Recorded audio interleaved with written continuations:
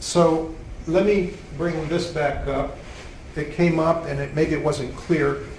This is the ratio. These are the ratios in plasma, blood plasma, of the competitors to tryptophan. So you see, tryptophan on the left is 1 because everything is divided by tryptophan. So, for example, threonine on the far right is around 3, so the ratio is 3 to 1. Now, I adjusted this. This is the exact same data, only I've raised the y-axis to 20.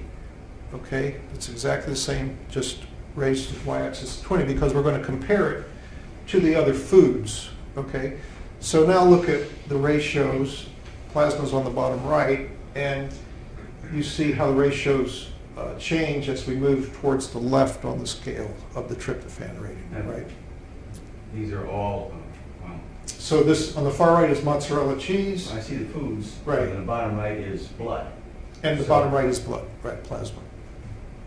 After what? Just standard blood, normal blood. Not postprandial, not after eating. Not after eating, just the normal range. If you go in for a physical, And the other ones are after eating those foods. no, those are the quantity of the food. That's the Oh, food, All right? So you have to shift those ratios to try to get it towards plasmas, which we were just talking about, right? Exercise comes in and mows down, and I made a little cartoon here. I hope you guys like it. Exercise comes in and mows down the excess, right? Boom. Okay, so just remember that. And the muscles are set up to bring in those competitors much more so than the same portal in the brain. So they're designed to do that. So the message is if you eat mozzarella, you don't need to exercise. Exactly. If you don't make mozzarella. I knew you'd get it. Yeah. Is it fair to assume that when you have the profile in plasma, that this is necessarily a reflection of how you should consume food? I mean, the body's going to achieve that balance in the plasma, but does that necessarily tell you that that should be reflected in the types of food one should eat? Well, Take the plasma of an Olympic athlete compared to the plasma of an alcoholic on the street who's close to death. I don't know what I'll get, and I don't know what the goal should be. well, Presumably more like the blood plasma of the Olympic athlete. well, there's a good question. Let me see if I can answer them both sort of simultaneously. We know that, I think the short answer to your question, though, is yes. We should assume that, right? Because this is what the fuel supply that we're bringing in, right? Now, is the body storing all this, once it brings this in, does it store this stuff somewhere? Well, actually, yes, it does. It stores it as fat, because anything that's in excess, it'll store as fat. Well, what about transamination? I mean, you're going to convert one amino acid into another if it's in short supply. So, Yes. So that's my question. If you have the ability to convert one amino acid to another in your metabolism, this is the amino acid profile one requires in the plasma. Why is that important? That that be reflected in the food that you eat? Because then you have to do less transamination. Is that really a burden? That to is the a body? burden. Yes. The body, all these metabolic processes are burden, right?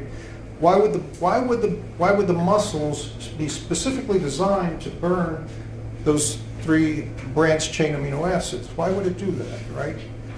There's a reason for that. They're in excess. We learn to use those as fuel because we don't need them. And this has been what I think is the major shift in our society is those foods with those high branched chain amino acids were okay as long as we were doing a lot of manual labor. But we're no longer doing that. We're doing the mental labor, right? And so the plasma, the foods need to more closely resemble the plasma so it feeds our brain.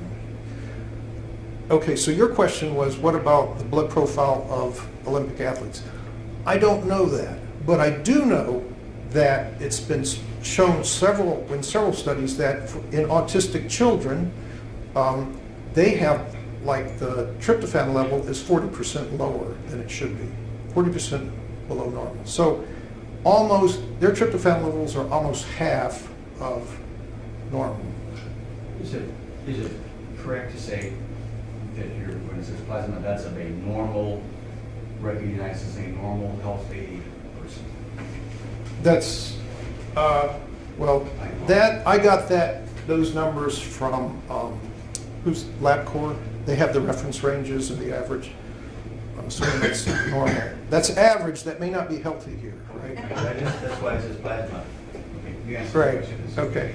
Of whatever this corporation gathered as normal/healthy for the day. Right, and that's a good question. So you don't get misled, that's the average, and there's a range. So some of us may need more. Well, that was my question, how much of a range might there really be? In other words, you might have an athlete, you might have someone who's a sedentary office worker with blood plasma might have the identical profile, because the body's going Right.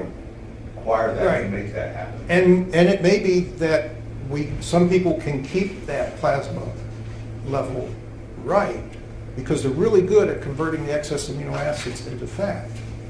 So they have good plasma levels, but they're also gaining weight, Sure. which we'll talk about that some today. Any more questions on this? Okay, this will come back to haunt us, right? So